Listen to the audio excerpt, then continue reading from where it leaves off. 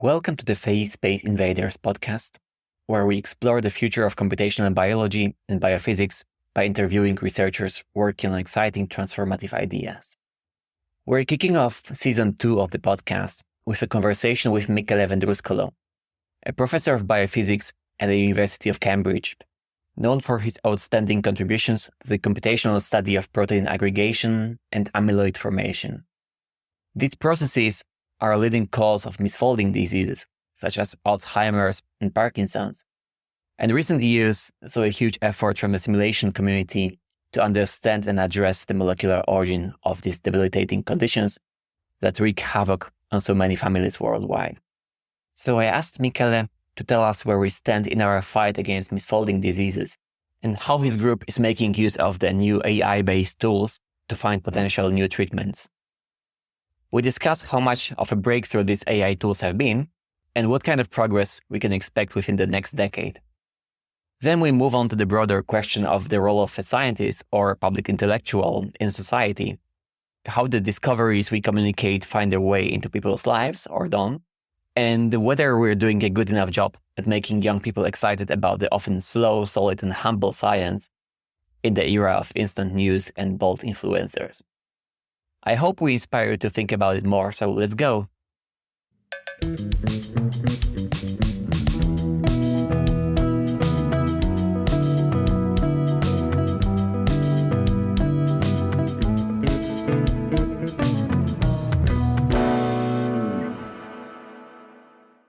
So, Michele Vendruscolo, welcome to the podcast. Well, thank you. My pleasure being here. So I remember a moment when misfolding diseases and amyloid formation was the kind of go-to topic for quite a number of groups in computational biophysics, to the point where, you could go to any major conference and every other poster would be on either beta amyloid or alpha-synuclein. But you were there way before it was cool, right? So I wonder if you can tell us more about what your original motivation was. What have we learned as a community through simulations? And, what is the outlook? Are we on the cusp of finding solutions, treatments, or rather we're still uncovering next layers of complexity there? Okay, well, perhaps a bit of personal history because, I started as a PhD student in condensed matter physics, but I felt that, my interests were going towards molecular biology and biophysics. So I was looking for a problem in that area. And this was in the mid-1990s. So, protein folding at the time was a big deal. And so I started working in that area. And that was the final year of my PhD. And then, I had a very interested supervisor, Amos Maritan, in Italy. And, we started working on a problem folding protein design as well. So the problem of finding a sequence that folds in a given conformation in a given native state. And then, I was looking for a mentor for a postdoctoral training. And, I met Eitan Domani at the Weizmann Institute in Israel. And, he was working on the Department of Complex Systems. So he was doing a variety of different problems in biophysics. But he was very keen and interested in protein folding. And so I went there for a couple of years. And then I really enjoyed the field. And so, but I thought, still doing it from the physics department was not completely fulfilling because I was missing all the biology part. And so decided to fill that gap. So I moved to the UK, where I was fortunate enough to end up in the lab of Chris Dobson, who was one of the pioneers in the protein folding field. But the lab was fully experimental. So I was effectively the first computational person. But I was lucky at the same time. Well, first of all, because it was a really great lab where to be, but also because it just happened that Martin Karplus at the time was in sabbatical there in Chris Dobson. And so I started working with Martin, and of course he was truly a computational person. And so we got along very well. And we really made what I think was a very happy period in my career scientifically. And that was about the time in which people started looking at protein misfolding and aggregation. So I had a sort of, in particular through the early work of Chris Dobson. So I was in the right place at the right time to start early.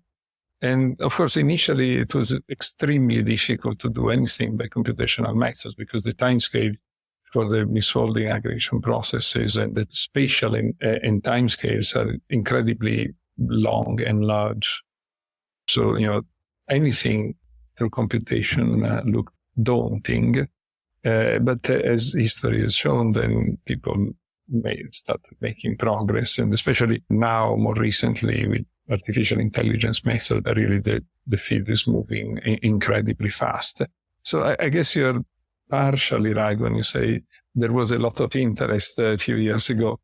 And there will be a lot of interest in the near future through the advent of machine learning, in particular in terms of drug discovery. So, in other words, ways to intervene in the process for therapeutic purposes. So we are at the sort of time in history in which we can design drugs in a computer that actually modify the misfolding aggregation process in ways that are useful in drug discovery. So they can turn these compounds designed computationally can be taken forward into drug discovery pipelines. So, I started perhaps earlier than others for, lucky circumstances, but I'm very much looking forward to the next few years in which all these efforts cumulatively will hopefully make an impact to the life of people, especially, patients and their families. Right. And what is the landscape, let's say the molecular landscape of those misfolding diseases, right? Because with different therapeutic modalities, people try to impact different aspects of the disease, from the production of the protein part that forms the amyloid to the actual disaggregation, to maybe addressing the downstream issues that are caused by aggregation. How do you see? There was even this question of whether aggregation is the actual cause of the disease or is it just a symptom, right? So that is a what are the lessons learned? Very broad debate that is going on since probably 30 years now, since the amyloid hypothesis was first put forward in the early 1990s. I think by now, especially with the approval of the first drugs for Alzheimer, which target the amyloids, one can be fairly confident that the amyloids are causative agents in some form. They're involved in the causation of not just Alzheimer, but all neurodegenerative diseases in some form or another. And so, but having said that, the protein aggregation, misfolding aggregation processes are extremely complex. So I don't want even to start talking about other therapeutic approaches, targeting, for example, inflammation or targeting mitochondrial function. This would be too broad as a discussion. But even if one restricts the attention to the amyloid state as a target, one realizes that there is a great variety of targets within this broad area. So one can target the fibers. For example, antibodies can target the amyloid plaques to their effector function. So effectively, they can target the amyloids towards degradation, or they can do some things which are perhaps a bit more sophisticated, because amyloids catalyze the formation of other amyloids. So, one can design antibodies or other compounds that block the catalytic sites on the fibers and therefore block the autocatalytic growth of the aggregates. Or one can target intermediate species, because the most toxic aggregates are not the large fibers in most cases. In some cases they are, but in most other cases they aren't, in particular in Alzheimer and Parkinson. Most likely the most toxic are small aggregates called oligomers. They are really 10 to 20 nanometers, maybe 10 molecules. Do you know what they do exactly? Like what are Well, for the the short toxicity? answer is that they do lots of things, and because they should not be there, so they are orthogonal to biology, so to speak. They've not been designed out by biology, so they tend to interact in an abnormal manner with lots of cellular components. For example, they can interact with the cell receptors and trigger downstream pathways, or can even interact directly with the cell membranes and perturb their integrity. So lots of things that are particularly unhealthy for a cell. So one can try and remove those oligomers, or one can try also more radical things like reducing the overall expression levels of the aggregating proteins. After all, proteins aggregate when they are at high concentration, so where the concentration exceed the supersaturation threshold, right? So the idea is that if you block the production, the synthesis in the cell, or even you can block already at the mRNA level, you reduce the overall amount, and then we have many points of possible intervention. Yes, there are pros and cons in all these mechanism of actions. For example, if you reduce the level of expression of a given protein, you prevent aggregation, but you also prevent the function. So you have a loss of functional activity, which in the long term, I mean, these are slowly progressive long-term diseases. So you cannot really reduce the functionality over decades. So lots of different sub-targets when you want to go against protein aggregation. Of course, we have explored a few of them, and more traditionally, we've been trying to develop compounds that inhibit the aggregation process. Say, for example, they block this autocatalytic activity that I mentioned a minute ago. More recently, I'm quite excited by methods in which one uses small molecules to stabilize the native states, because to me that the best of both worlds. So you prevent the toxic gain of function to aggregation, and you also avoid the loss of functional activity of the native state. So you stabilize the native form of the protein, so prevent aggregation and promote functionality. Even before the nucleation starts, yes? Exactly. So these compounds are called pharmacological chaperones. And there are a few examples already approved.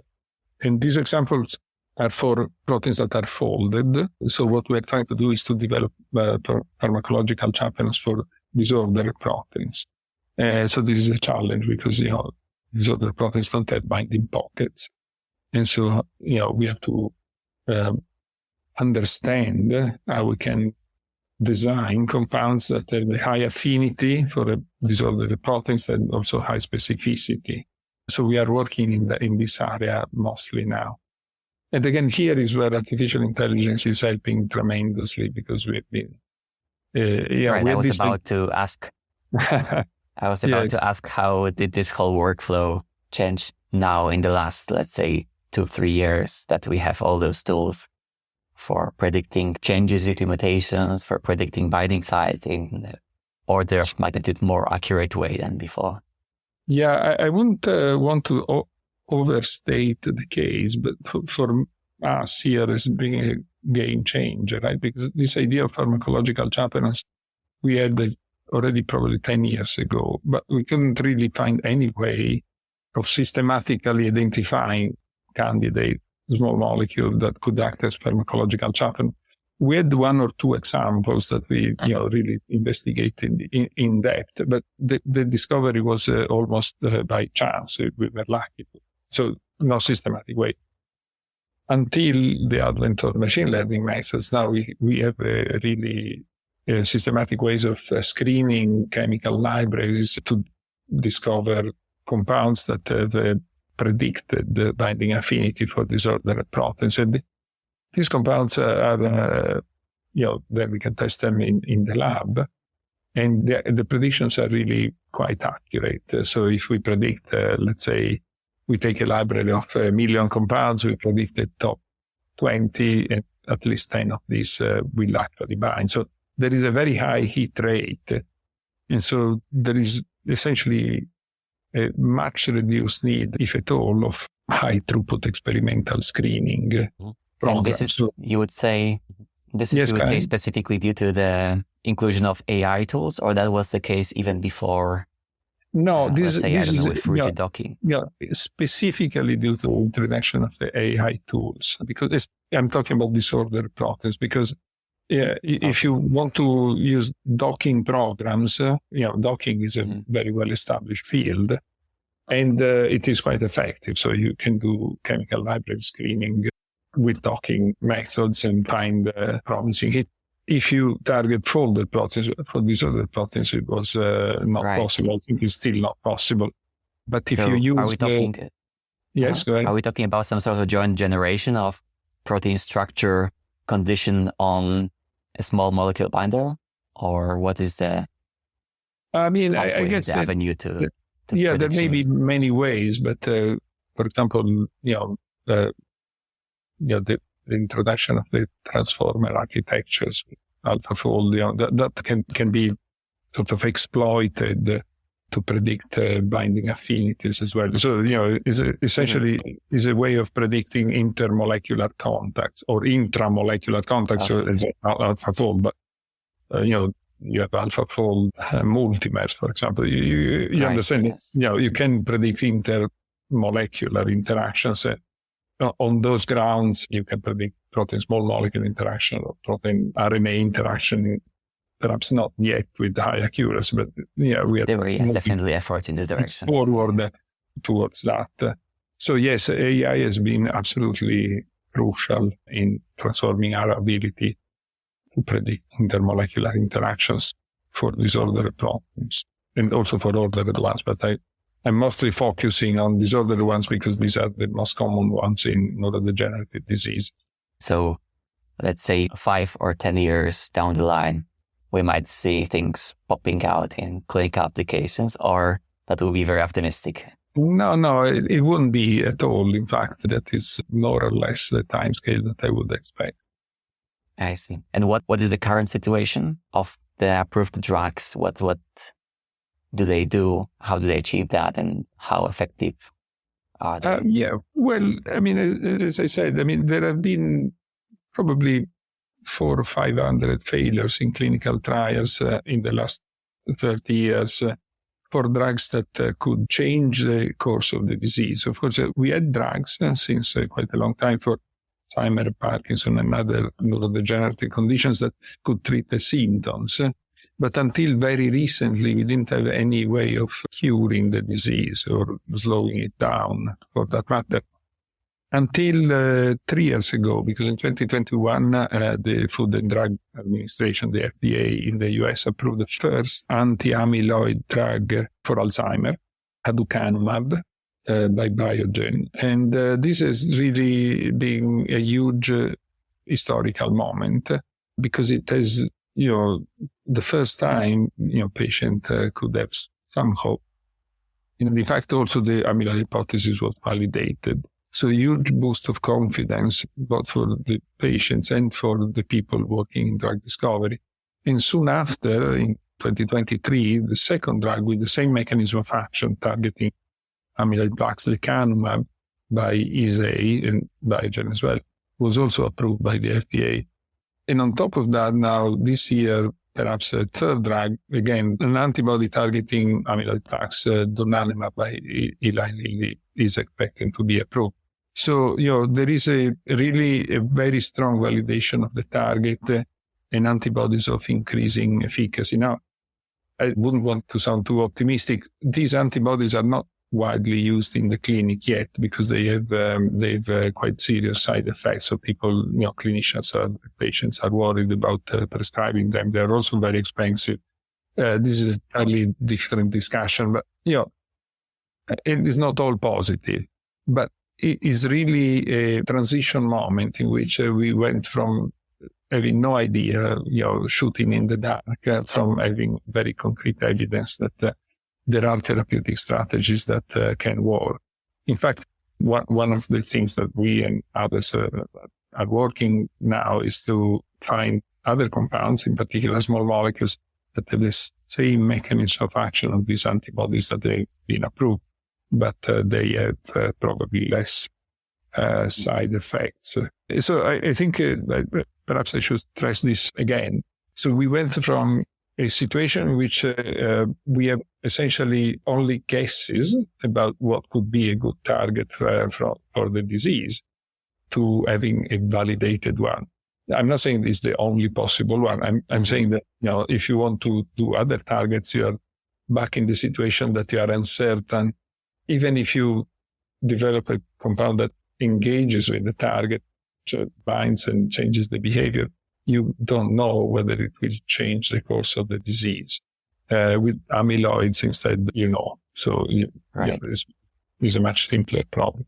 Yeah, I think this is very important to state because, with the media landscape, you get sometimes such a confusing picture of what is going into the clinic and what is just noise around incremental scientific discoveries, right? Because people mention this, there's a new drug, there's a new this, new that. And then in 5 years, you don't see any effect. So that's just to switch gears to the other question we wanted to touch upon, which is what is the role of public engagement for a scientist, or what is the role of public individual when you're a scientist, right? So how do you see this question of, say, communicating with the general public, especially in topics such as Alzheimer, which goes on to leave a mark on many people's lives in a very profound way? Yes, I think scientists have almost a duty to communicating their research and the results to the general public. Generally speaking, because they are funded by the public, and so they have to, give something back. But specifically in fields where there is a real impact, at least in principle, of the research on the life of people, like in drug discovery, there is a particular need of getting the public not just to know what are the efforts, but also to support these efforts. And so somehow there is a synergy between what the society needs and what the scientists working in drug discovery can give back. So there is, if I understand your point, is that you're suggesting that there isn't enough engagement many times from the scientists. And I would agree with that. I think that we should mentor, especially the younger generations, and make them aware that this public engagement is an important aspect of the scientific career. Also, the problem of taking roots in scientific research that perhaps are not having too much impact, because people tend to think in a detached way from society. Yes, I think that, one issue we face is that science is almost always mediated by the media layer, right? And that doesn't always serve best the interest of attracting people to science.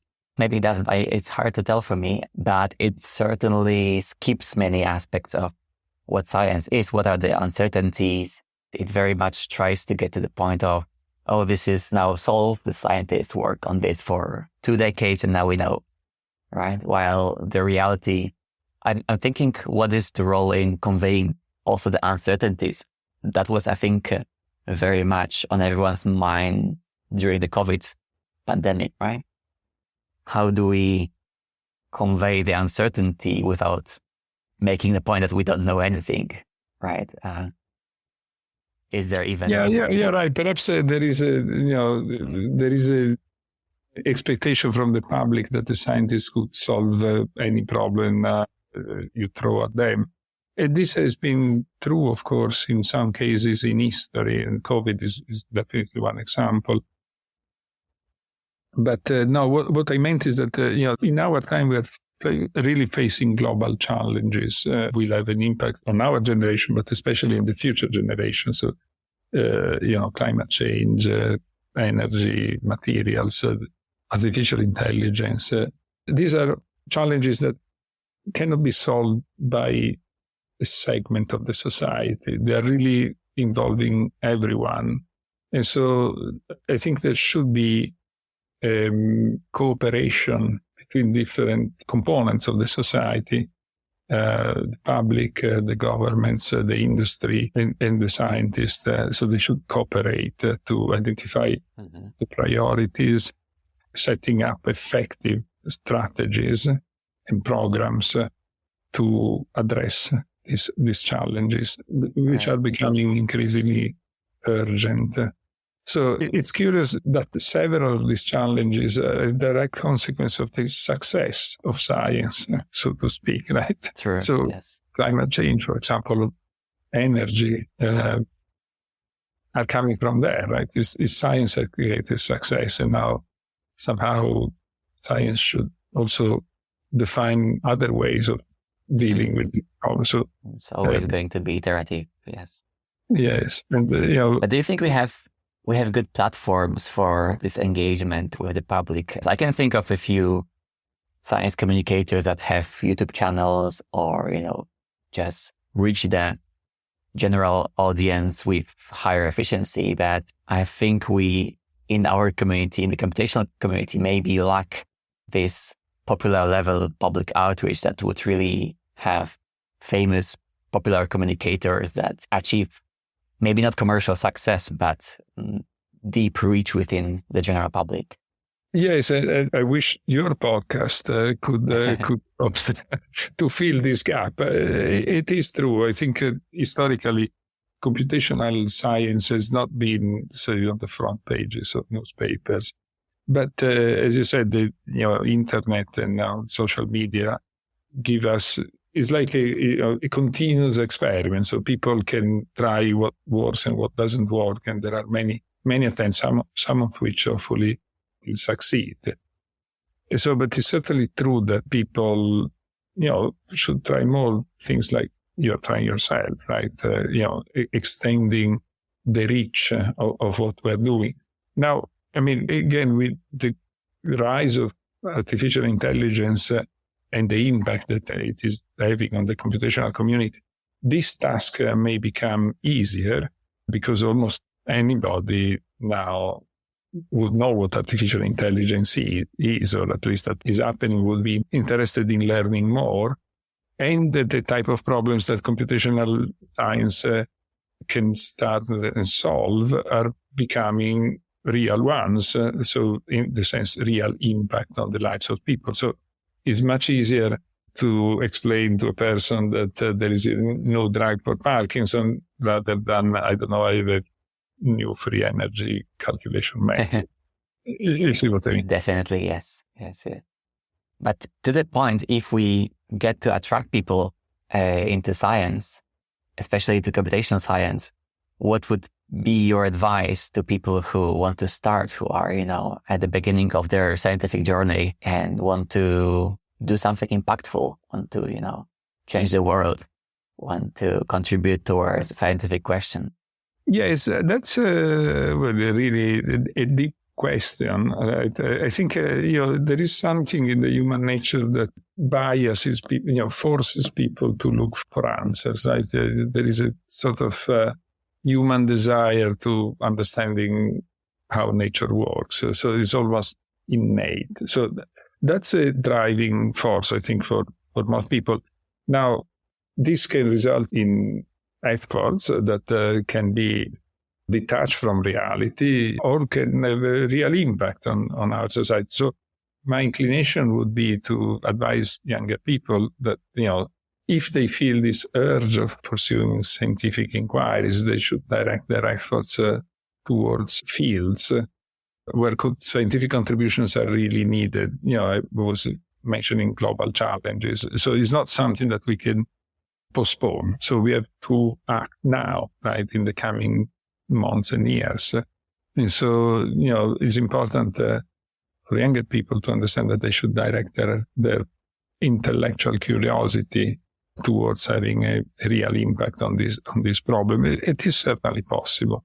Right. So, looking at the list of your lab's alumni, it's hard not to notice that you're one of the few people who actually start sort of scientific family.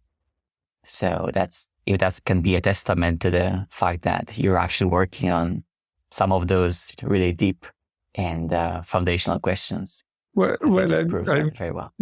I'm flattered that you're saying that. I didn't think of myself like in this way, but it is certainly true that this is my personal experience. I was fortunate to work with scientific mentors that really made a huge impact on the way I do science and the way I think about it.